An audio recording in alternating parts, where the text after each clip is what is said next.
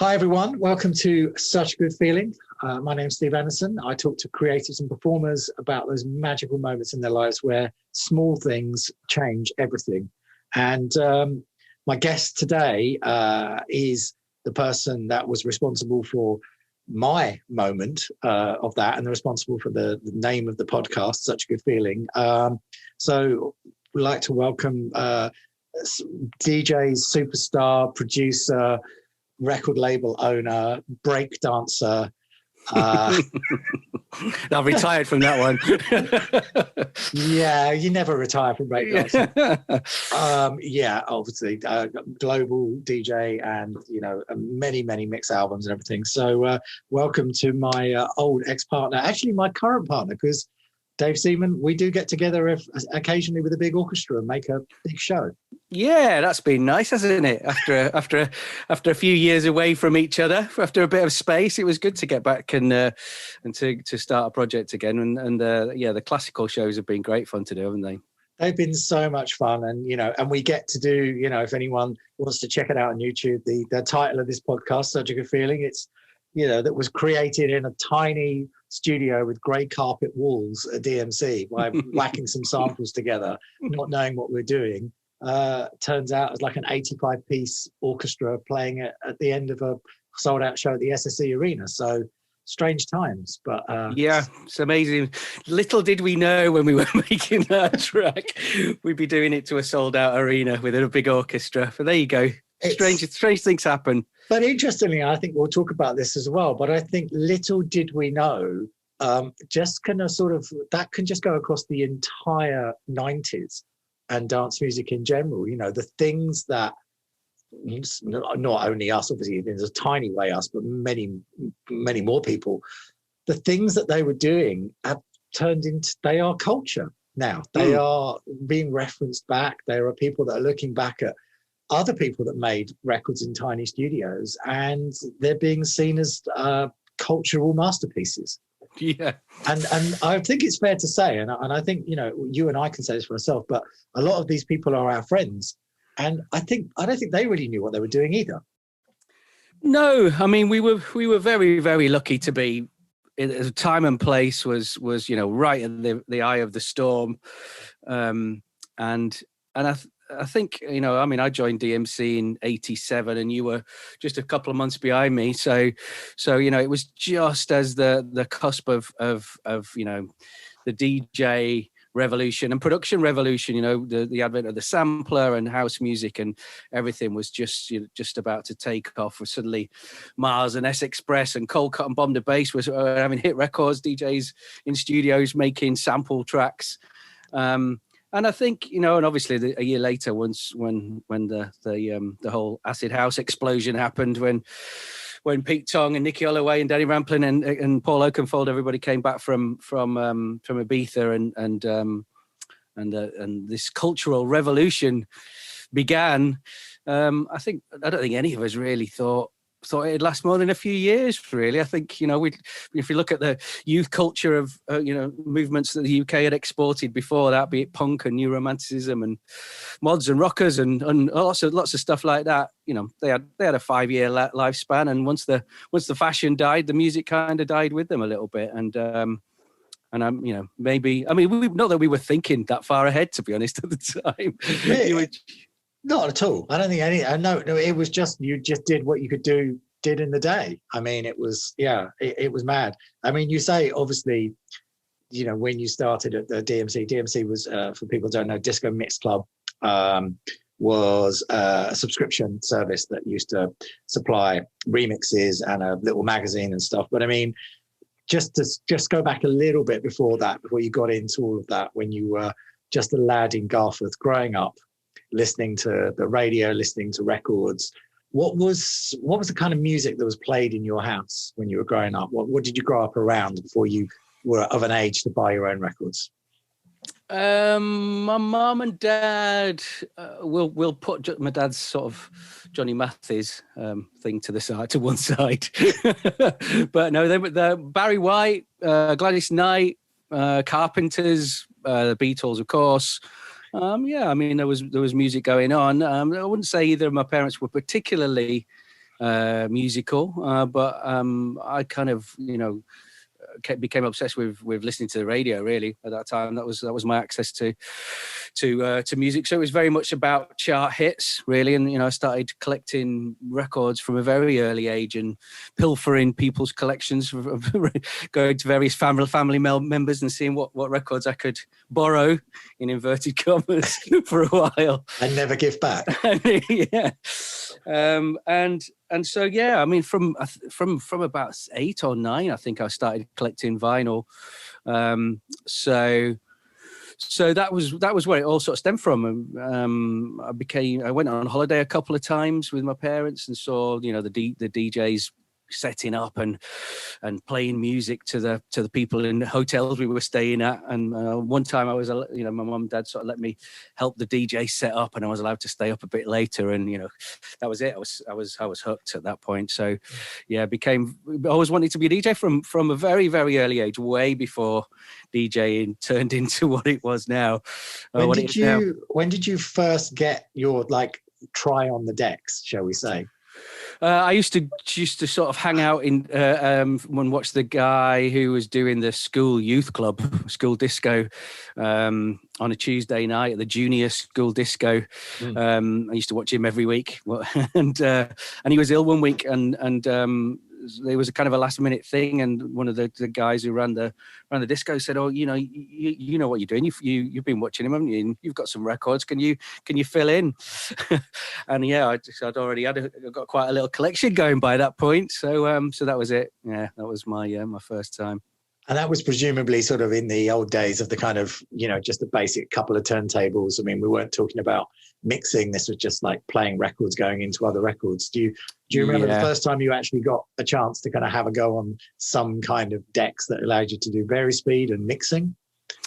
Well, yeah, that would have been just before I started at DMC. I mean, for all the time through my teenage years, I was using the old FAL double deck, the belt driven. There was no chance of mixing on that, or mixing properly anyway. You could give it a go, right? With various results. But yeah, I think I had a couple of goes on some Technics in nightclubs. I entered a couple of competitions in like Mr. Craig's in Leeds, to the best DJ competition, and so I think I got a chance to play on Technics at that point. But really it was once I started at DMC, that was when I got a chance to really get into that kind of thing. And as I say, it was just perfect timing. It was just as the whole DJ as artist explosion and kind of was just taking off. So I couldn't be better placed. Eye of the Storm. Do you remember the first time not the mobile disco and not kind of moving forward to going to like the bigger clubs, but do you remember the first time you walked into what would be described as a club and think, hang on, this could be for me? Would it be? I mean, early memories of clubs was, yeah. I mean, in the UK, I used to go to Rooftop Gardens when I was underage. Probably about 16 was the first time I kind of actually got into a nightclub. I was quite long, had quite a baby face, quite young looking, so getting in wasn't so easy if you went underage. But I did go to a couple on holiday actually. Magaluf, Bananas in Magaluf. I think I managed to get in a few of those. Yeah, I remember being in I remember Frankie Goes to Hollywood. When Frankie Goes to Hollywood, Trevor's 12-inch of Relax came out, and hearing that in a nightclub with all the lights and smoke machine and everything going. Yeah, that's a memory that does stick.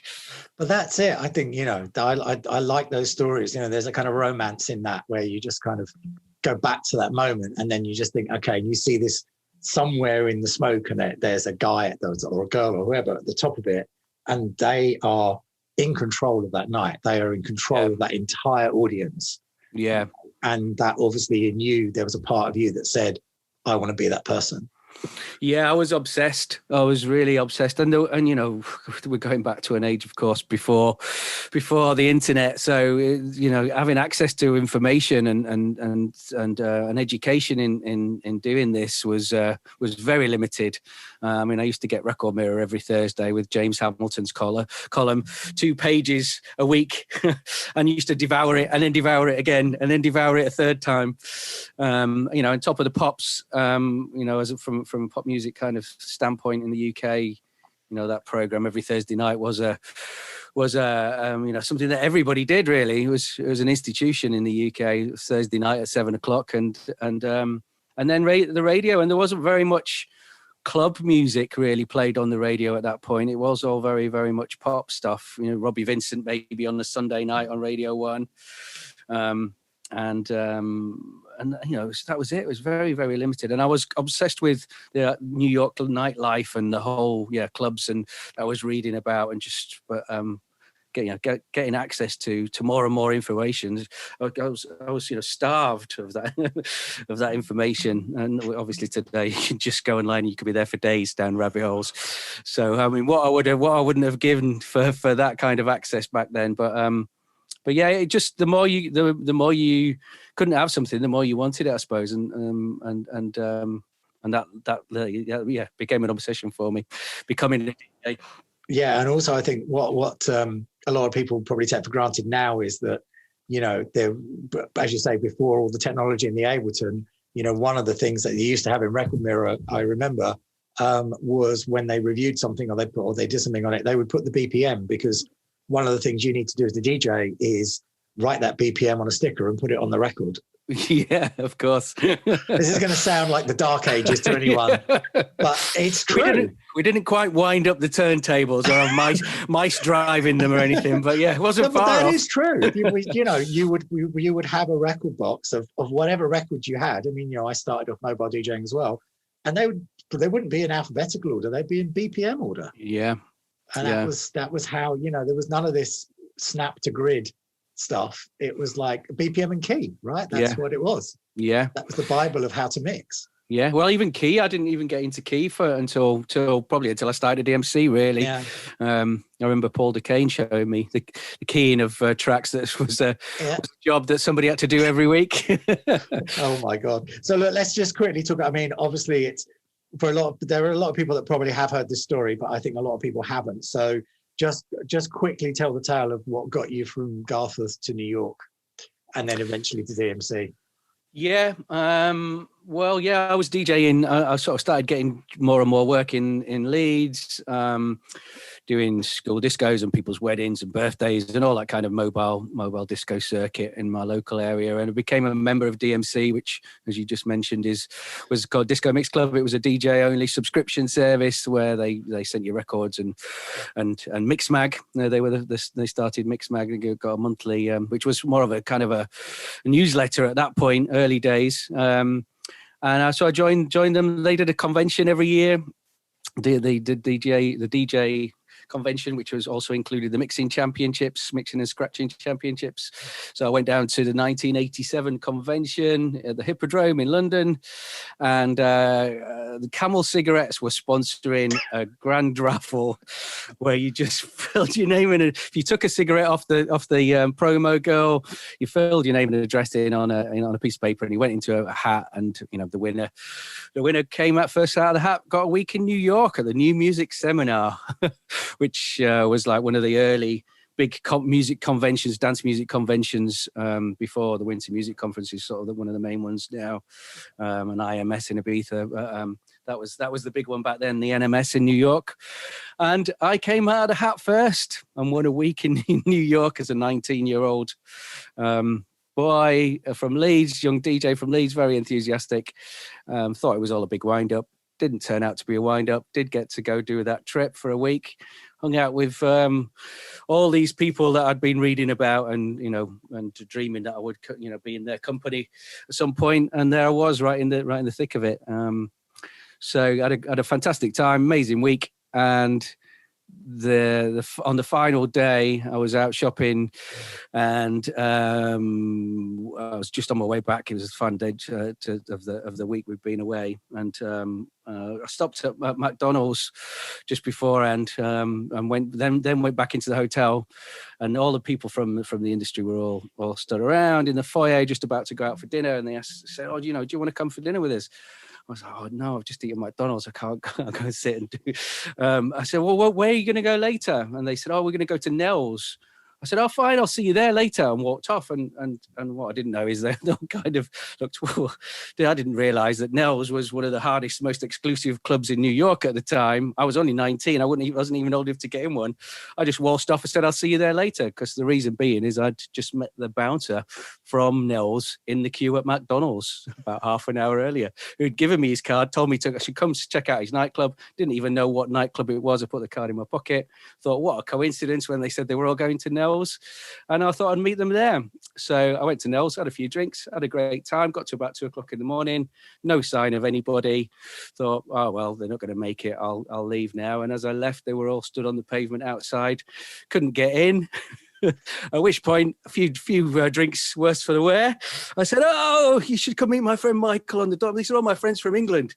And got a big group of the UK music industry into Nell's, and they couldn't get in, and that was as I left them to it, and they went into Nell's. That was when Tony and Christine, who owned DMC, thought, "Who is this kid who's just got us into a nightclub?"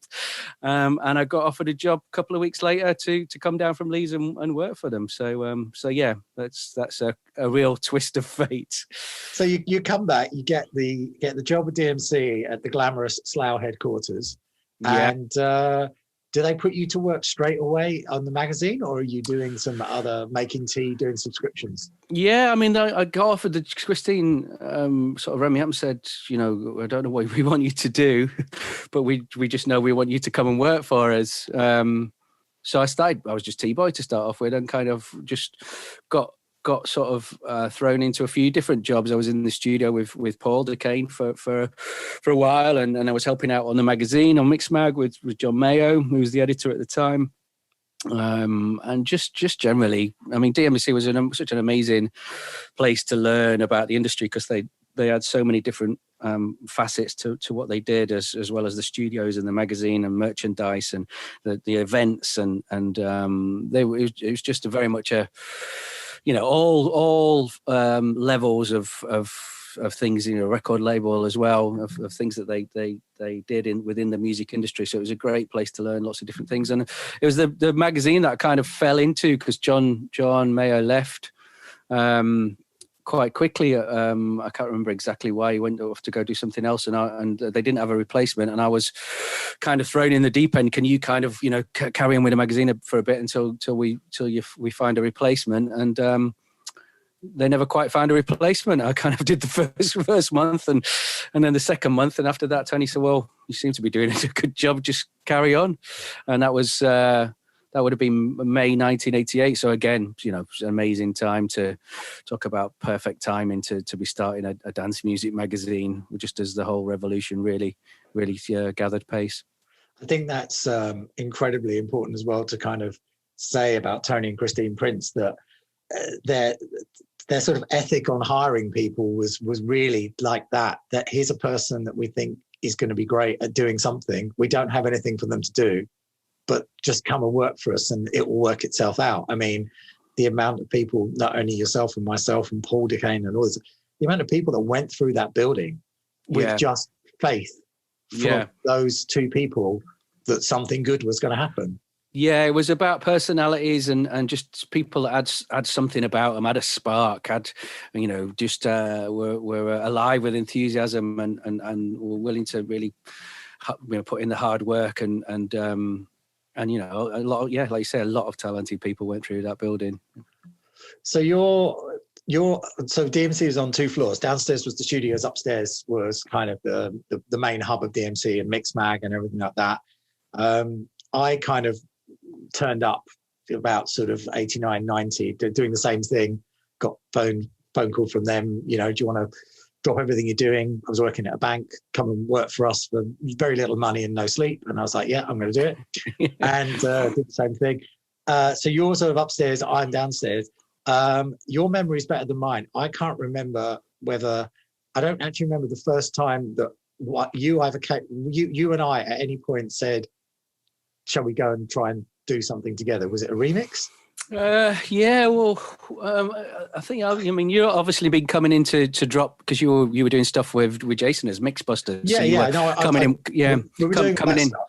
Yeah, you were coming in sort of once a month to drop your mix off. Yeah. So we'd met a couple of times, but then when you started work, I think actually coming in and working there full time, I think we just bonded over certain records. I remember us bonding over the Pet Shop Boys album, which is ironic as to what was to unfold straight afterwards. But I remember, left to my own devices. I remember that album came in on cassette, and we were just both in awe of the production. And so there was, and obviously I was going out a lot to up and down the country. I was going to the Hacienda and things like that, and was coming back and relaying all these stories about these records and stuff. So. I think it was just a musical bond really that started off, and then you were doing mixes, and there was one. It was Style Council, wasn't it? Promised Land. Yeah, that was the first one. Yeah, that was the first one. Kind of decided that we were going to. I think I was working late one night, and you were going to start the remix, and we decided we'd have a bash at it together, and that was where it all stemmed from. So I think also there was also a thing where, not in the remixing thing, but I used to do the end of year sort of kind of cool club mega mix, and I remember we just called it Taste of Paradise, and I remember I was plundering your record collection for that, because that was, it was, whether it was Hacienda or Shellys, it was very much it wasn't the biggest club records of the year, it was the biggest kind of, at that point, probably garage house records of the year.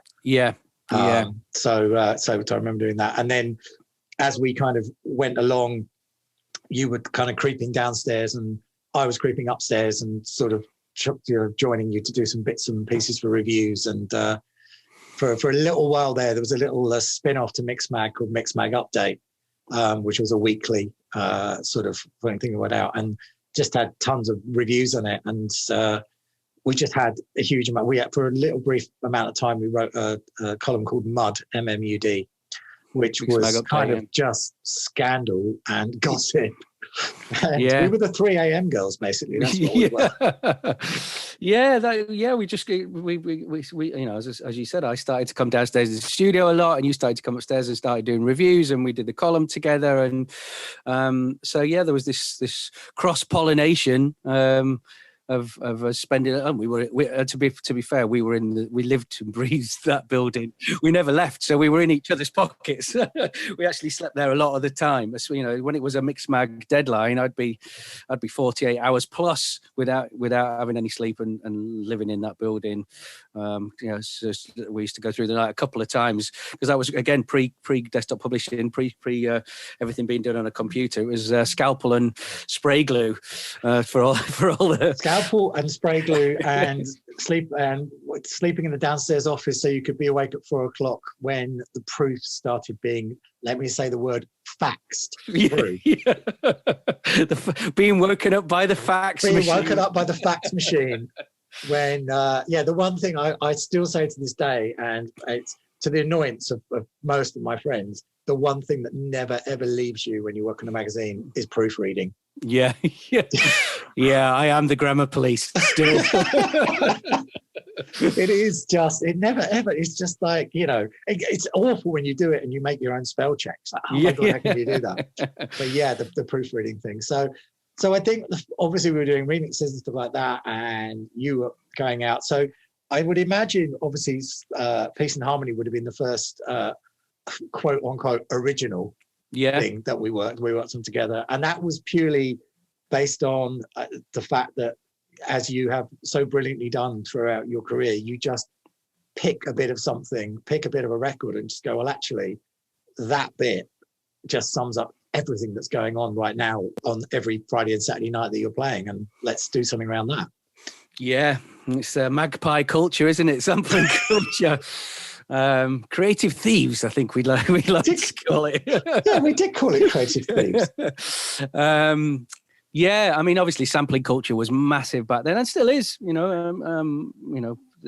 amount of amazing records that have come out of other records and will continue to do so was just at the beginning of its time then, really. I mean, hip hop had been doing it for a few years, but then house music came along and carried on that torch. I mean, Peace and Harmony was the Whitney Houston a cappella to start with that we borrowed. Bit of that, and there was a bit of bit of Nicole Rock the House on that one, wasn't there as well? Yeah, that's right. Yeah, it's a really weird thing, you know, like with clearance culture and everything the way it is now. But in the 90s, and you've only got to look at things like Pump Up the Volume, there wasn't even, no one even really thought. It was just, you know, sampling was sampling, and you just did it and hope, and it would sort itself out later, basically. And there was a sort of a naive freedom about that. Yeah. And so much so that when we did finally release Peace and Harmony, we got then an unknown Dina Carroll to come in and be Whitney for us, because we couldn't obviously clear the Whitney sample. Yeah. Sometimes you didn't get those clearances, but yeah, I mean, look at Bomb the Bass and Ness Express and Cold Cut and all those people that you were talking about. They were just audio collages of samples. So it was rife at that point. And as you say, with the Whitney one, we didn't manage to get it cleared. So that happened a lot, where you got somebody in to re-sing a particular sample that you couldn't get cleared. And that was the first one for us. It was, I mean, Peace and Harmony was very much made, you know, from my mind with the Hacienda dance floor in mind. That was, you know, it was kind of going to the Hacienda week in, week out, and knowing exactly how that dance floor was working, coming back with all these ideas. Of how we could put our own tune together, and that's what we did, and that's how it started. Yeah. So we get Peace and Harmony comes out, and then we do this follow up. At some point, we've decided to call ourselves Bros in Rhythm. I'm sure it was as a title of a compilation album, and I think it was probably not even. I think we were called that when we were doing remixes for DMC. I think that was Yeah, we just needed a name quickly one night, and I think there was a compilation album that said Brothers in Rhythm on the front of it. Literally in front of it, like we looked in the record box and went, that will do. That's what this podcast's about. So, and then Hacienda closed for a while, and I started going to Shellys and actually started to DJ again at Shellys. That's when I started actually DJing properly in clubs. So 1990, and in the same way that the Peace and Harmony was made with the Hacienda dance floor in mind, then Such a Good Feeling was made with Shellys dance floor in mind. And there you go. There's the title of your podcast. Describe Shellys for people that don't know, because Shellys was not a big club, was it? No, not particularly. It was less than 1,000 people. I think about 800, something like that, maybe. But it's one of those places that has a sort of legend attached to it that probably at the time you would never have imagined that there would have been. And I know that's a lot to do with you and a lot to do with Sasha, but you know, what was Shellys? I mean, it was just, again, a moment in time. And with the Hacienda closed, people were looking for somewhere else to go on a Friday night. This little old commercial club in Stoke-on-Trent, Shellys Laserdome, I've got a friend, actually, Gary McLarnon, who was one of my photographers, one of my main photographers when I at Mixmag. And he decided he was going to start, you know, promoting a night. Asked me if I wanted to DJ, because Sasha was only wanting to do 3 weeks out of every 4. And so we started it in, I think, August 1990, and it just exploded. It was the time and the place, and the scene then was so exciting, so vibrant. People were living for the weekend. The music was so exciting. And yeah, that place, I said this in a post recently, actually, that place contained enough energy in that place to power the national grid. It was crazy. I mean, the minute that the doors opened, people would run in there and run onto the dance floor and start going wild to the warm up records. It was just an amazing, certainly for 12. It lasted for a couple of years, but the first 12 months were really, really special. It was an amazing atmosphere in there. Outside of the little record we made, can you sort of roll off 2 or 3 absolutely definitive Shellys anthems? Oh, like Expansions, Enjoy Anthem, Rhythm is a Mystery, K-Class. So interestingly, 3 songs that went on to be massive chart hits as well. Yeah, Expansions, Move Your Body. Yeah, they all charted, and lots more besides. Yeah, I've got a section over there if you want me to wade through it. Yeah, I bet. How long have you got? The Shelley section. No, but it was uplifting piano vocal house, wasn't it? Really, that's where it was. Yeah. And actually, it was doing what with the technology and everything. Then, you know, if you want to make potentially a comparison, it would be that sort of a version of what the Paradise Garage was doing years before in a feeling. Would you to say that would be true? Yeah. What I mean, sort of joining the dots further back, even Northern Soul, what Richard Serling was doing in the Northern Soul scene. This it was very cultish movement. It was quite underground, it was a little secret that and people used to, religiously go to these clubs week in, week out and queue for hours outside and be there from the moment the doors open until the moment they closed, and be outside for hours afterwards as well, getting them to try to disperse. And then the minute that, from the next day, they were counting down the days, or the hours, the minutes till the following Friday. And that goes back to Northern Soul, and probably some clubs before that as well. I mean, Paradise Garage with Larry Levan for sure was a similar thing, I'm sure, for everybody in New York. Yeah, there was just that feeling of just uplifting, and I remember you would sort of come back and I'd listen and say, right, this is great, that's great, this drop's great, that's which for someone like me who can play and who can program and do whatever I can do, just getting to kind of not just have to listen to. I mean, you're a great editor of everything, so you would just say, okay, this is the best record and this is the best bit of the best record. So for the work that we did together, that came in really handy, especially when we started getting commercial remixes. Although weirdly, the first commercial remix we ever did for the Pet Shop Boys was not a house record. Yeah, it's strange, very strange. Yeah, so I said we'd get round to that, didn't we? Yeah, it's funny. Such a Good Feeling turned into quite a sort of cult club record that year. It didn't actually chart until the following year when it was re-released, but turned into a bit of a cult record. And Chris Lowe from the Pet Shop Boys named it as his favourite record of 1990. And all of a sudden we got a phone call saying, will you come and remix for us at this big studio called Sam? Have you heard of it? Talk about a couple of chances. I mean, not only that. I mean, so Sam is the studio. It was very famous for being owned by Trevor Horn, and that's where Band Aid was done. And we pretty much lived there for a long time after that. But the first time we were there, not only it's a mid-tempo record called "We All Feel Better in the Dark." It's got some quite suspect samples on it.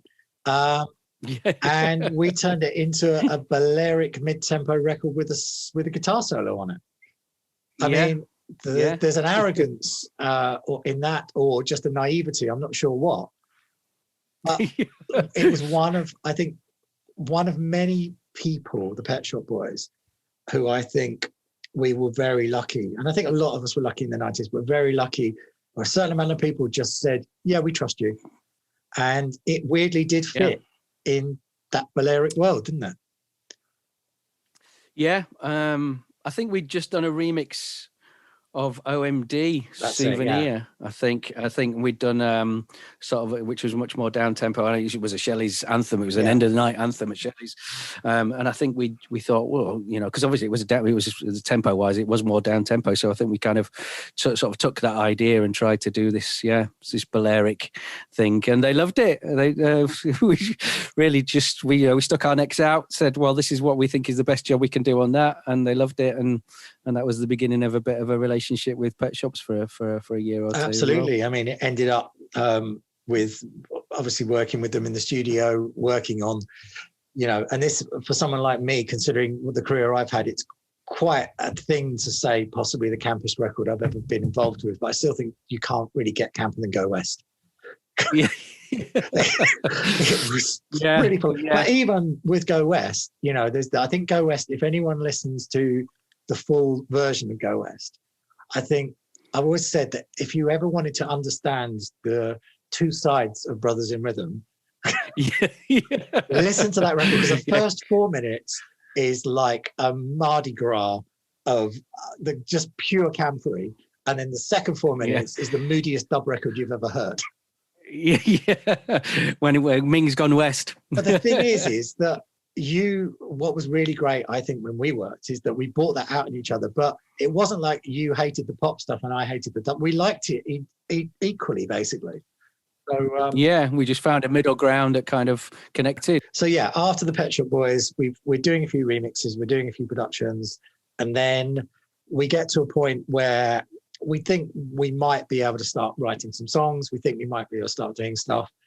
You are really, really friendly with Keith Blackhurst and Pete Hatfield that used to own a company called Deconstruction, who was releasing Black Box. And you found out that they'd signed an Australian pop star. And I seem to remember, and this, if I'm wrong, I've said this so many times that I'm sorry, but I seem to remember that you literally just picked up the phone in your office and phoned Keith and said, "You've signed Kylie, can we have a go?" Yeah, pretty much. Yeah, I mean, yeah. I mean, don't forget we'd done the remix for PWL just before on Finer Feelings. Yeah, so we had a little bit of a connection with Kylie already, having done because I think we were that was the only single of Kylie's in the PWL era that actually ended up being a 7-inch and wasn't a Stock Aitken Waterman production. But we hadn't actually written anything. Yeah, that's true. Yeah. So we had worked with him and it had been a hit, and so worked with Kylie as a remixer for Finer Feelings. So I felt emboldened that I could, and we'd also done some stuff for Deconstruction at that point as well. So that had been successful, and we were doing a lot of stuff around that time. So I think we were ready. Again, we were ready. I think we were ready to get into do more writing,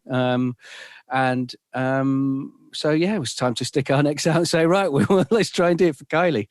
And yeah, I did pick up the phone and said, "Keith, well, I don't think he had anything to lose, really." It was one of them. Well, yeah, all right, give it a go. You're doing some great remixes at the moment. We'd produced for the Pet Shop Boys by that point. So so I think for them to think, well, we could handle it. I think they got to that point, but songwriting wise, we still had to prove ourselves. We hadn't really done anything apart from sample based tracks. We hadn't done any songwriting at that point.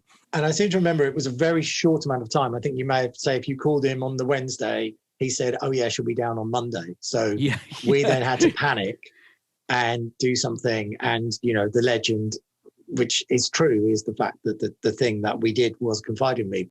Were you surprised when they decided that not only did they like it, but it was going to be the first single and her launch back into a career?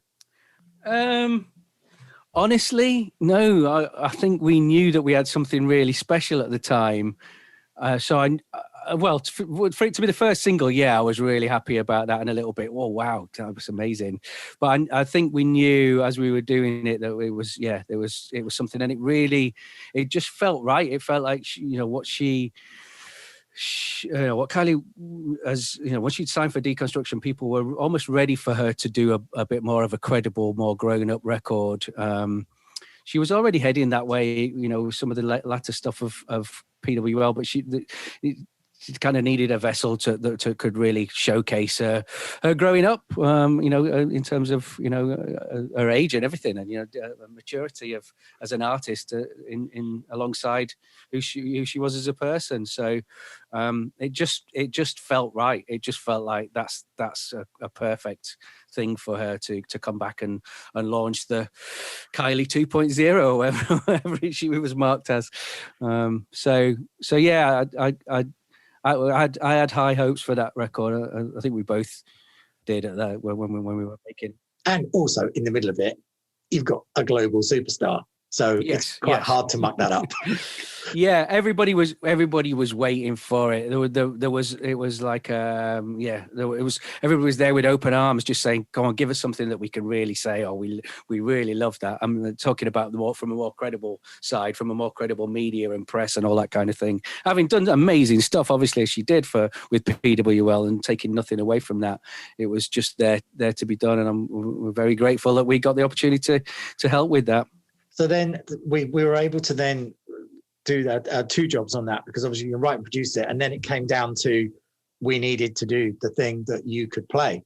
So it then turns into a 11-minute 5-section house mix that's constructed constructed at Psalm West, Trevor Horn Studio, probably in about 2 weeks. It cost probably what an album would cost, actually, if you think about it. And the rest probably, yeah. Yeah, I mean, Confide in Me wasn't a real club record, I think we can say, in its original form. So But from a DJing point of view, and because club culture at that time was so dominant, everybody wanted a club mix of everything, and did a lot of club mixes of things that should never have had club mixes. But we found that a bit of a challenge. I think we got to a point where to try and make a club mix out of something that was just not meant to be a club record, was like a red rag to a bull to us. It was like, right, okay.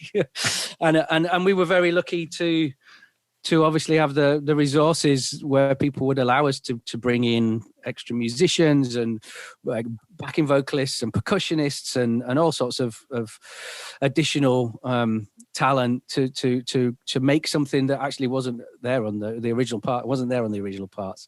So we went through a stage, I think, of trying to outdo ourselves with how many records you can make in one. Sometimes like 15-minute versions that went through these passages of one, the beat starts off completely differently to how it ends, and vice versa. So yeah, and also this is in an age before spliced. So there were a few sample libraries, but they weren't very good. So if you want some amazing percussion or you want something and you're in Trevor Horn's studio, you just hire the guy to come in and do it.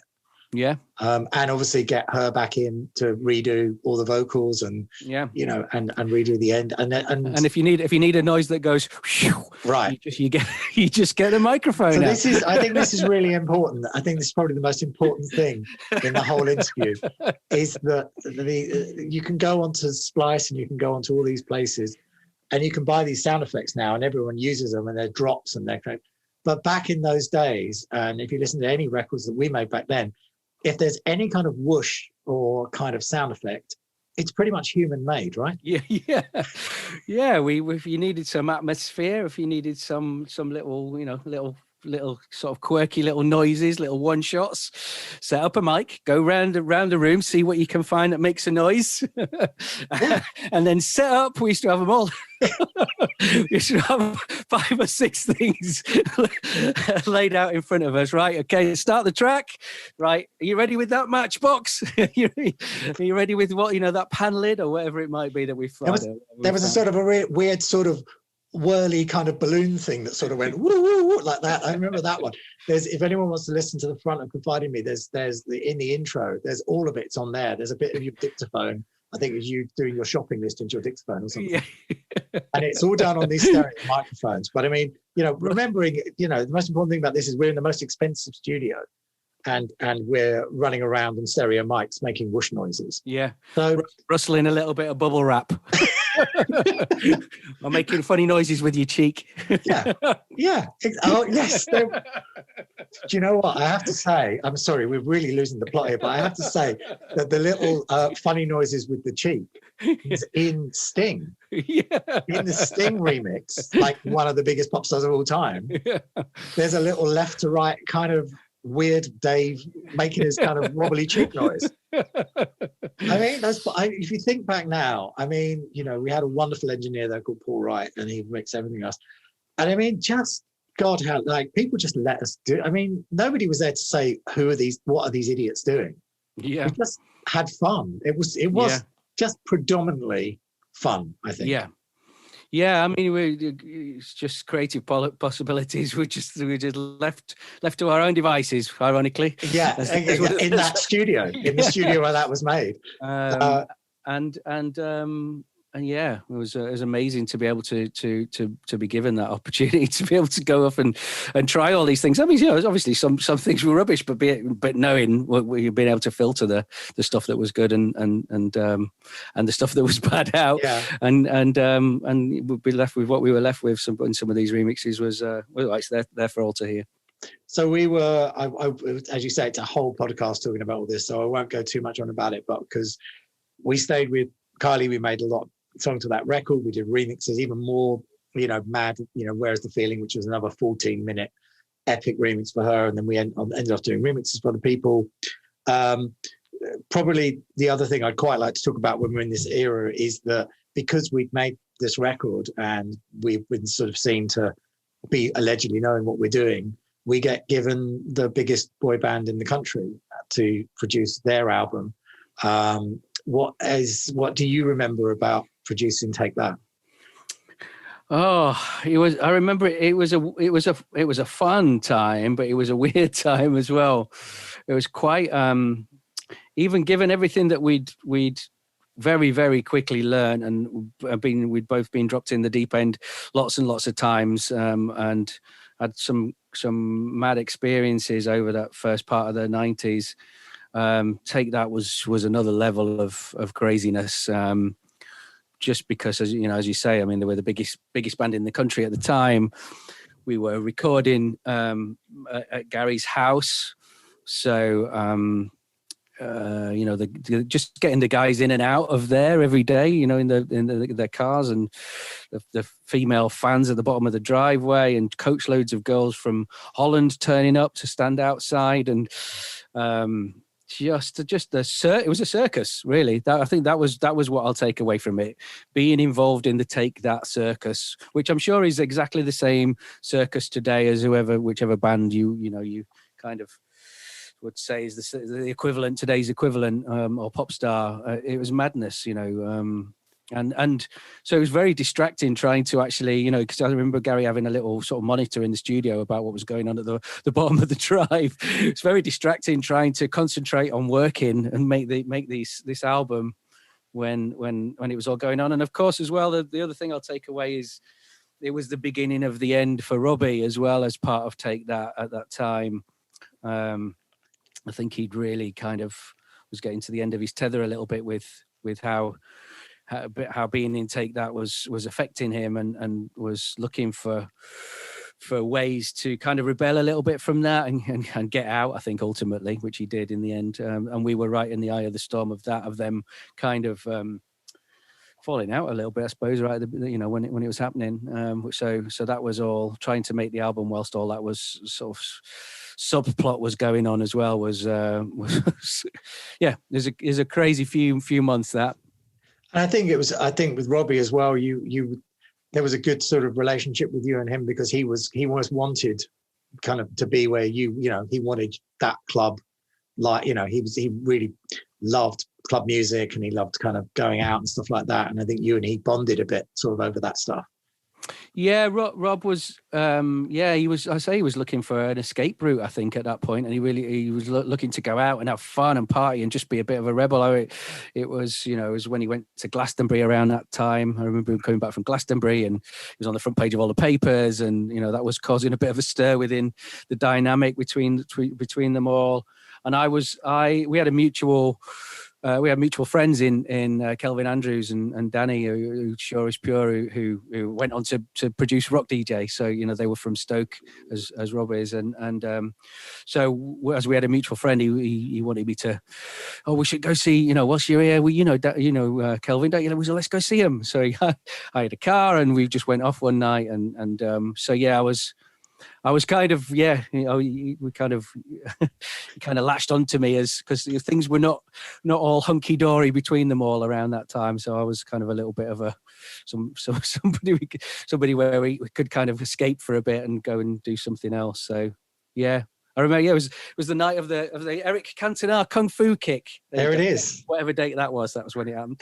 There it is. I also remember when we were when we were talking about heroes and people we've taken from. I think it's no secret that you and I our role models a lot were Clivillers and Cole, and I seem to remember we had to write David's obituary in the hotel in the middle of it, which was such a weird thing to do, but yeah, I mean, it was great, and little did we know when we had the crazy idea to have all 5 of them sing a solo line in the middle, and never forget that would be kind of the last time that happened. Yeah, because it wasn't. Maybe the writing was on the wall, but it wasn't, and nobody knew that was going to be the end. Never forget, absolutely. It wasn't supposed to be the last. It was not supposed to do that. So absolutely, yeah. So we could talk about productions and remixes forever. We were very lucky. We worked really hard, but we got some great opportunities. On the side of that, you're still doing Mixmag. I want to talk a bit about your mix albums. Just because, again, at the time when you're doing them, you're just doing a job. But as we are now, I mean, especially if you talk about someone like Renaissance, I saw the other day you were sort of unboxing the most beautiful vinyl collection of Renaissance, and you know, that whole mix album culture, again, prior to Ableton, prior to all that kind of stuff, what is your kind of, or how would you describe your process of putting together a perfect mix album? Well, it's all about the flow, isn't it? It's all about it's a collage, isn't it? It's a collage, and I suppose it's the same as if you're writing a book. Really, you know, you don't just give everything away at the beginning. So you set the scene. And you might have some little subplots and some interesting little anecdotes along the way, and all unfolding perfectly at a perfect pace, so it all just feels completely natural. It's like a jigsaw puzzle; all the pieces fit in perfectly. You're not having to force or crowbar. Although, to be fair, there was plenty of times when we had pieces that didn't fit, and we felt like we were crowbarring them. But it's the way we smooth things over, and with overdubs and all that kind of thing, to make this perfect unfolding flow of a almost making one long piece of music, rather than it being maybe there's 12, 15 tracks, I don't know what it would be on per CD, and they become greater than the sum of their parts. You put them all together and make this piece of art that's more than it's not 12 individual pieces anymore. It's one whole long piece as a collage. Yeah, it can be a long, painstaking, laborious process sometimes, but it's a little bit like a sculpture again. You keep on chipping away till you just get it absolutely perfect, and you're left with this final piece of work. It's like a sculpture, but it's like a sculpture whereby you are limited to the amount of materials you're allowed to use. Yes. So you're not able to use that green bit because that green bit's owned by a major label. So you have to then substitute it with this. So you have to be, I would presume, adaptability is one of the biggest keys on doing things like that. There's nothing worse than when you've got 2 or 3 tracks that absolutely feel like they were made for each other. One flows into the next and flows into the next, and you can't have the middle one, and you're left with two rough edges. The middle bit's gone, and you've got to try and make it when you know exactly how it should have sounded, but you couldn't get the licensing agreement, and that was a big part of it. It was what you could license and what you couldn't license. So yeah, you had to get all these. As I say, it's a bit like the jigsaw puzzle. You're left with these pieces, and you have to try and put them into an order that makes sense and actually feels like one perfect whole at the end of it. And that could be a long creative process to get there. But very, very proud of the stuff we worked on at that sort of golden age of mixed compilations through Global Underground and Renaissance at the sort of mid 90s through to early 2000s. But also, wouldn't you say that as much as technology is great now, and you could put anything at any tempo and any key, there was almost some, when you had to make it work, when the thing had to be in the key, when you couldn't do any of that without that technology, it forced you to make maybe not better, like different creative decisions, but maybe it may have made you make things work that you never thought could. You have to work a bit harder, basically, is what I mean. Yeah.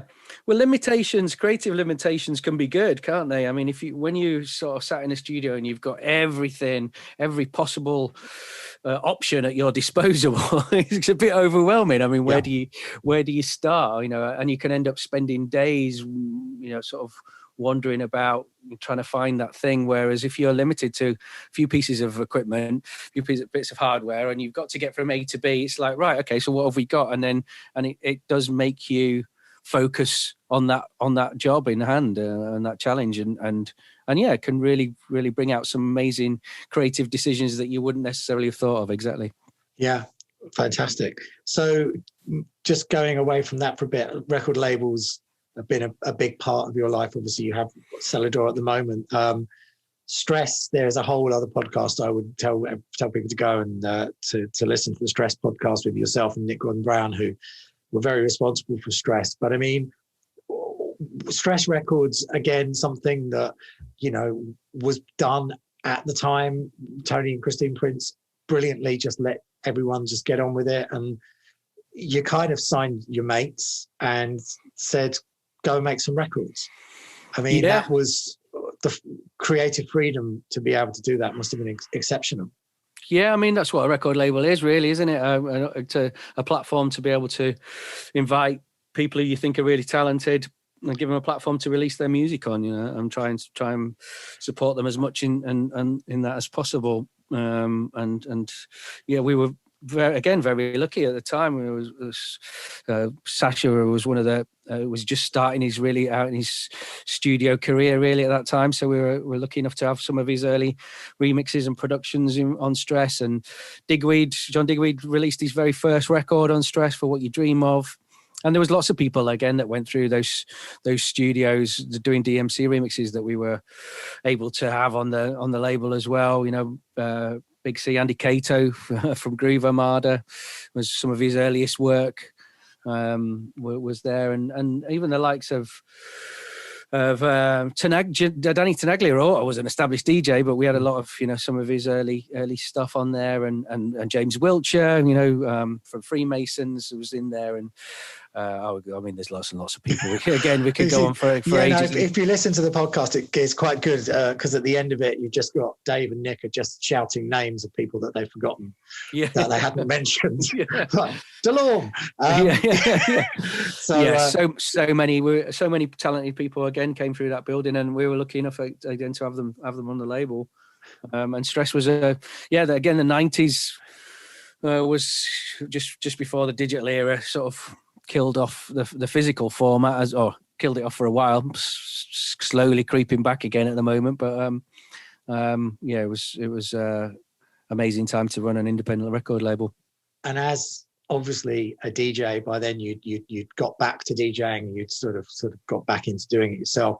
You found yourself in that position of being one of those super DJs that gets paid rather a lot of money to do New Year's Eve at somewhere quite extraordinary. How is that? But there was no. It sounds ridiculous to say it now, but it was Rockstar Status basically. Yeah. Going full circle to where we started on this, and me wanting to be a DJ from 8 years old, having seen a mobile DJ work in a hotel in Magaluf in Mallorca. At that time, I think the biggest ambition that I had and was to just get a Friday night job in a local nightclub in Leeds. I mean, that was the extent of that was the high point, the pinnacle of everything I could have hoped for as a DJ. To suddenly, a decade and a bit later, a couple of decades later, be traveling the world, all over literally. I think 80 plus, nearly 90 countries I've been to DJ now. To do so, to do that original passion to go play music to people and do some of the most amazing clubs and festivals on the planet. Would have been, I just thought you were crazy. But it did turn into that. It really did. The whole DJing revolution culture, which DMC was played a huge part in making that happen. It got to the point where around the millennium where it was just craziness. Yeah, you were just flying here, there, and everywhere, and goodness knows how many different countries on the same day, and it was madness. Which two things. One, for anyone old enough to remember, got you the wonderful accolade of the Judith Chalmers of House. But not only that, you love traveling. Yeah, I mean, Carl. Well, I mean, to be able to do a job that you love, and then to get to travel, doing it as well, and see all these amazing places and meet all these amazing people, and realize that at the end of the day that the music really does bring people together. And I think because a lot of electronic music was.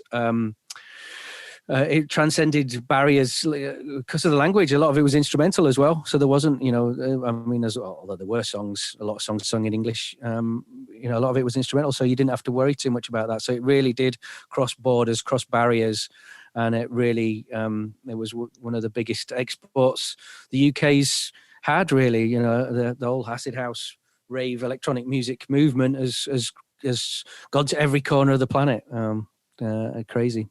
And for a long time, I think, you also had a kind of reputation of the person that if there was a catastrophic world event somewhere, you would be the person that would get on the plane and go and play it the week later.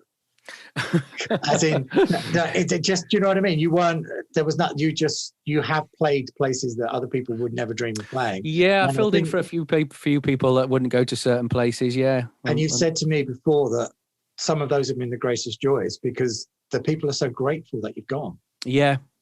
Yeah, very true. I think where certain countries and certain cities are so spoiled, you know, the big epicenters that they get so many choices and so many DJs and artists going, it becomes a bit nonchalant about it, take it for granted. And the places that are a little bit far flung and don't get quite so much are so much more open and enthusiastic and receptive to people and grateful for people that do go. That the atmospheres and some of the lasting memories I'll have of DJing career will be in some of those places. Yeah. Do you have you've already got many, but do you have one particular sort of pinch me moment you can think of where you're standing looking out at something playing, you're DJing, and whether it's one of those mad New Year's Eve parties or something, just one moment where you're there, you're looking out and thinking, crikey, how did I get here? Quite a few. I'm lucky enough to have a few moments where I've thought, oh my God, look at that, look at this. I think one of the biggest ones, which I'll still remember, is playing on a beach in Tel Aviv, where there was, I don't know how many thousand people, 40, 50,000 people. You couldn't see the end of them. It just went on and on forever. And I'm just me with a pair of turntables on this stage at the front, thinking, "Wow, look at what this has turned into. Look at this animal this monster that we've created, where it's become like this." And actually being in crowds as well, not just as a DJ, but being in the pyramids, in the middle of the pyramid stage, at Glastonbury, watching Kylie sing "Confide in Me." There you go. There's a moment I will treasure forever. Yes, a recent one. A very recent one. And obviously, you've carried on DJing, you've carried on doing your thing, even down to the fact that, and we're recording this as we're slowly coming out of the lockdown. And I did sort of see you post something the other day about saying that, you're starting to take bookings and the world is coming back. But I think what I've really admired about the fact, one of the things I've admired about what you've done is you just embraced the whole lockdown thing and said, okay, I can't go out, so I'm just going to just do it from home, but not just the Facebook Live thing. You've kind of really embraced the Mixcloud element and the exclusivity of what you can provide to those people. Yeah, it's been an interesting 12 months, very cathartic in a lot of ways. It's just, we had to learn how to adapt, didn't we? We all had to learn how to do it. Every walk of life has not been touched by this last 12 months in some ways or another. And so I just looked at it as an opportunity to do a lot of things that I would not normally have had a chance to do. Not having to travel, get on a plane every weekend, allowed me to do a lot more things at home. Start various other ventures. Yeah, I did a lot more radio shows, as you say, through Mixcloud, and tried to just connect with my audience, people like what I do, in as many different ways as possible. And see, you went down a few places that didn't, a few roads that came to a dead end eventually, but you've got to go down them to find the ones that do work. And I think I'll look back on it with some positivity once we all get out of it. I'm really getting to the point now where Groundhog Day is starting to kick in a little bit, but no, I think I've managed to do a lot of really positive things that will stand me in good stead for the longer game, and come out of it with slightly renewed energy and renewed outlook and of what I actually want to achieve and what I want to be doing. I don't necessarily want to just jump straight back on the hamster wheel as I was in the rat race a little bit. Maybe before, I'll be a bit more careful how I choose to spend my time and what energy, where I channel my energy. So, I'm ready now. Yeah, it's starting to look very promising now. I think with the vaccines in place, that's going to be the main difference now coming out of this lockdown, that we are going to sort of get back to some semblance of normality. It might take a while. I think it will take a while before people really embrace where we're going to be and quite what restrictions and social distancing and stuff, and how long that will continue until we get back to normality as we really did know it, or somewhere close to that anyway. But yeah, I'm ready from July, from sort of, from the 21st of June we've been given in the UK, haven't we, for our big opening, and from July onwards I've started to put some bookings in, and fingers crossed that does materialize. And you've also understood the bane of most people's lives, but you've embraced, and you've had to embrace, self-promotion, social media as kind of almost 50% of your job. Yeah, it's a pain in the bum. I really do. I really don't enjoy that side of it as much as I do the creating, the more musical side of things. And but it is, marketing is now probably more important than the, sad to say, but more important than the talent. I think sometimes if you're really, really good at that and have got some talent, then you'll go far. And if you've got lots of talent, but you're rubbish at marketing, you probably won't get very far. And that's a little bit of a sad situation. It probably always has been like that, but I think it's been magnified by social media, even more so over the last 5-10 years. So, that's interesting. Yeah. I was going to ask you what advice you would give to sort of up and coming, kind of a version of you, like up and coming now. But I guess that possibly is what you just said, is it, right? Yeah. The whole cliches of being yourself, the old Oscar Wilde quote of be yourself, everybody else is taken. Yeah. is still stands true. You have to find your place. Maybe don't rush into it so much. I think we're all sort of fascinated and obsessed maybe with everything now quick. It has to happen straight away. And I think one of the things that we were lucky to have before social media is that you were allowed to make some mistakes along the way and find your way, and sort of learn who you are over a bit more of a longer period. So I would say to people, maybe don't jump in so quickly. Don't be like, think you have to get going really quickly until you've kind of figured out where exactly what you want to be as an artist and where you fit into the landscape. And have an idea for what you want to do is from a social media point, and have a bit of a plan before you launch, because you're not necessarily afforded as much time as we were back in the day, and that's a bit sad, really. So yeah, don't necessarily make all your mistakes too early, and it can hold you back in the long term. So yeah, just take it easy and develop your sound, develop who you are as an artist, and then go for it full steam.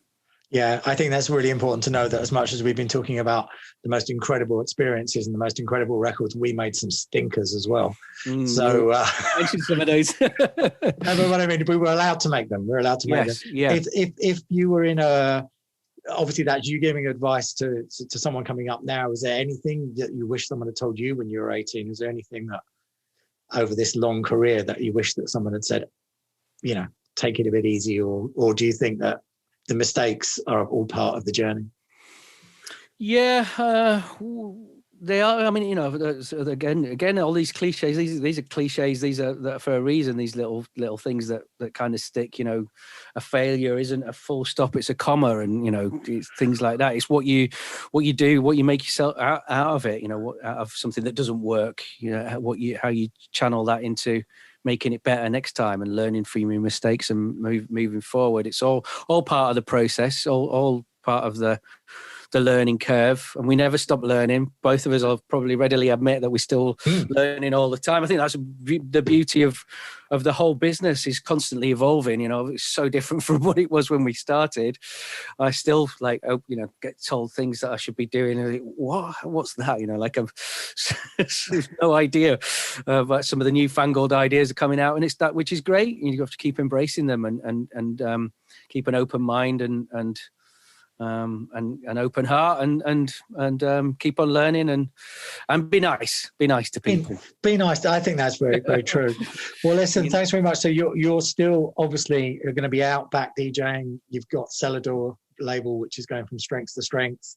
I love how you've kind of made your own stress, so to speak, and it's it's just doing what it's doing. You're signing amazing things, and And then you and me and I for about 4 minutes will be on a stage in October at the SSE Arena in Belfast. Yeah, all being well. He's the show off. I'm not the show off. So although actually he's not actually that comfortable with being up there. No, I don't. I like DJing, but I don't like the big spotlight on me. I like being in the dark a little bit in the corner. DJ booths that are a bit dark and mysterious. That's much more my thing. But, I think we would also say that by the time this comes out, the Lush experience will have been seen on the BBC, which would be great for people that have never been there. Lush Classical will have been gone out on the BBC, so people would have seen what a bit of it's about, and it'll be back at the SSE Arena in October. Yeah, it's an amazing night out. Really is. Was very, very pleased that we managed to come back together and do that. Seeing all those. I mean, I've been asked to do a lot of classics nights. There's people do like to get stuck in a particular era and not move out of it, and just want to try and go relive their youth or relive those times, which you can never really recreate something that's gone and been amazing before. But if you're going to do, and I've turned most of them down, but if you're going to do a sort of a classics night, to do them in a completely new way, a new fashion, almost like some of these tracks that have, were made in small studios that are now being played with a 60-piece orchestra in a massive arena with 10,000 people. That's the way to do something new and fresh with them. It's like listening to all your favorites on steroids.